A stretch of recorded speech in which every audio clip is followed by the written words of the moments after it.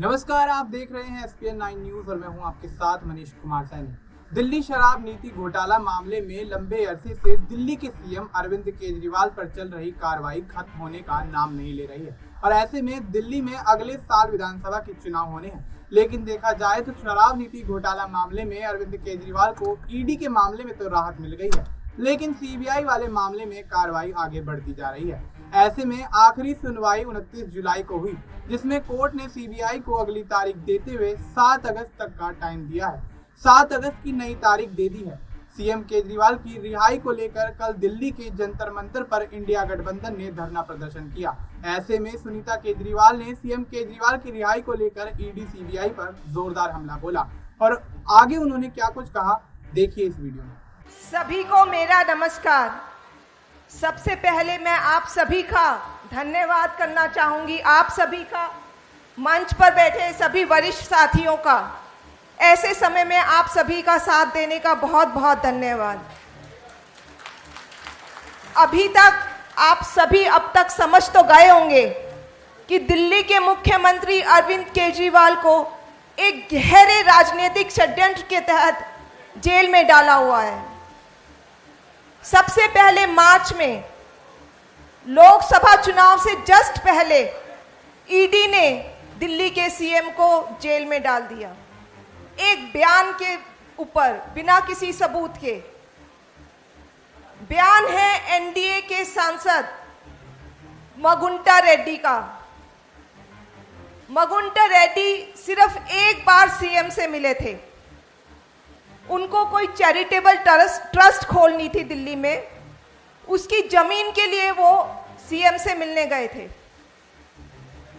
इस मुलाकात को ईडी ने घुमा दिया।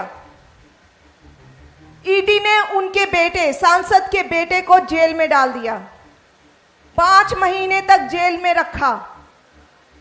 इस बीच उनकी मम्मी, माताजी बीमार हो गई। उनकी पत्नी ने आत्महत्या की कोशिश की। अब ईडी ने उनसे कहा, आप अरविंद केजरीवाल पर इल्जाम लगाओ, उन्होंने आपसे 100 करोड़ रुपए मांगे थे।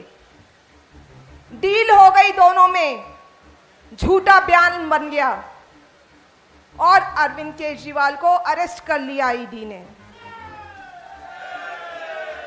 ईडी ऐसा क्यों करती? ईडी ऐसा इसलिए की क्योंकि ये किसी षड्यंत्र के तहत किया गया था, दबाव के तहत किया गया था। ट्रायल कोर्ट ने सीएम को बेल दे दी और कहा कि बेल का लॉलीपॉप देकर एक बयान पर बिना सबूत के सीएम को गिरफ्तार किया गया और बेल मिल गई। तुरंत 2 एक्शन लिए गए केंद्र सरकार ने। पहला, ईडी अपने वकील के भाई के कोर्ट में, अब भाई तो भाई का ही साथ देगा, अपने भाई के वकील के कोर्ट में जाकर इस बेल पर स्टे ले आई। दूसरा, सीबीआई ने इन्हीं सांसद के बयान पर सीएम को गिरफ्तार कर लिया। मकसद कि सीएम को जेल में ही रखना है, उनको बाहर में नहीं निकलने देना। ये सब षड्यंत्र है, राजनीतिक षड्यंत्र के तहत किया जा रहा है। अरविंद जी को 22 साल से डायबिटीज है। वो इंसुलिन लेते हैं अपनी हाई शुगर कंट्रोल करने के लिए। जब जेल गए तो उनको इंसुलिन नहीं दी गई, कोर्ट जाना पड़ा उनकी इंसुलिन दिलाने के लिए। इसका मतलब क्या हुआ? षड्यंत्र के तहत उनकी बीमारी को नजरअंदाज किया गया। अरविंद जी के हाथ पर एक सेंसर लगा हुआ है। ये रीडर है, रीडर।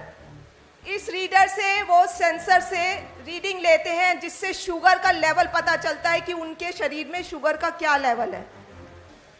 और इसी रीडर से किसी की रीडर में एक ग्राफ बनता रहता है।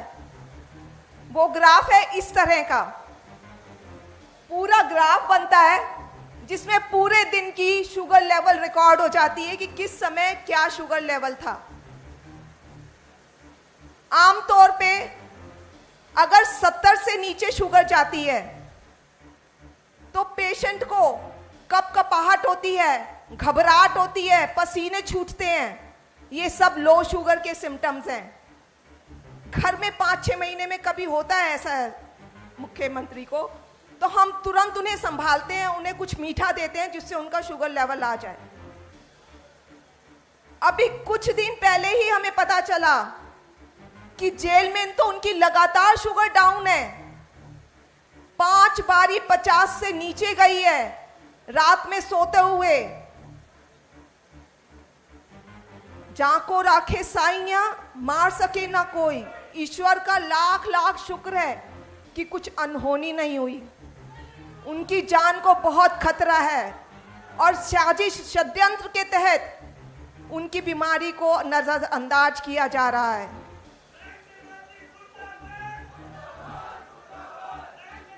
ऊपर से एलजी साहब ने अभी एक चिट्ठी लिखी है। वो चिट्ठी में कहते हैं, अपने सीएम पे इल्जाम लगाते हैं कि सीएम विलफुल्ली, मतलब जानबूझकर कम खा रहे हैं।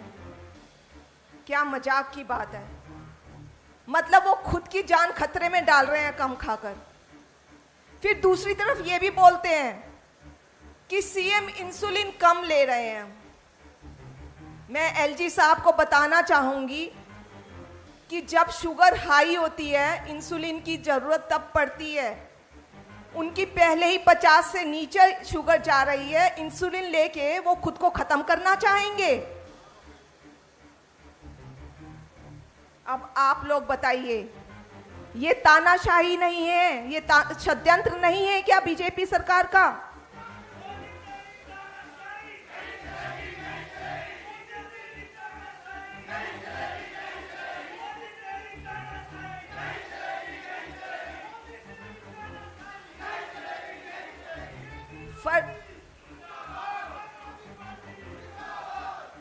फर्जी केस, सेहत के साथ खिलवाड़ और एक जनता के चुने हुए मुख्यमंत्री को बदनाम करने की कोशिश कर रही है ये सरकार।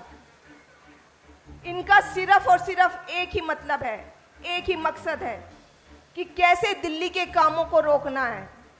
क्योंकि मुख्यमंत्री किसी ना किसी तरह से दिल्ली के लोगों का काम नहीं रुकवाते। वो लड़ाई कर करके सब काम करवाते हैं दिल्ली के लोगों का। भाजपा की राजनीति, भाजपा के 7 सांसद दिए दिल्ली के लोगों ने। आप उनसे पूछिए दिल्ली के लिए इन भाजपा के सांसदों ने क्या काम किया है। इन लोगों की सिर्फ एक ही राजनीति है, नफरत की और काम को रोकने की। लेकिन आपके मुख्यमंत्री, दिल्ली के मुख्यमंत्री इन सब बातों से नहीं डरने वाले। वो दिल्ली के लोगों के लिए, वो सभी लोगों के लिए संघर्ष करेंगे।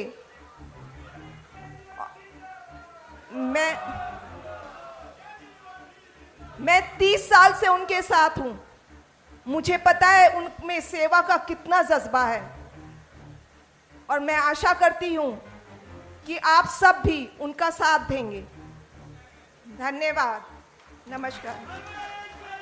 तो आपने देखा कि किस तरह से सीएम केजरीवाल की रिहाई को लेकर सुनीता केजरीवाल ने ईडी सीबीआई को निशाने पर लिया और लोगों से उनके साथ सहयोग बनाए रखने की अपील भी की। ऐसे में अब ये देखना होगा कि कोर्ट से सीएम केजरीवाल को सुनवाई के लिए जो 7 अगस्त की तारीख मिली है, उसमें क्या अरविंद केजरीवाल को वाकई राहत मिलती हुई नजर आएगी या फिर एक नई तारीख कोर्ट द्वारा उन्हें दे दी जाएगी। फिलहाल के लिए इतना ही। देश और दुनिया से जुड़ी तमाम जानकारी के लिए आप देखते रहिए SPN9 न्यूज। मिलते हैं आपसे अगली वीडियो में, तब तक के लिए नमस्कार।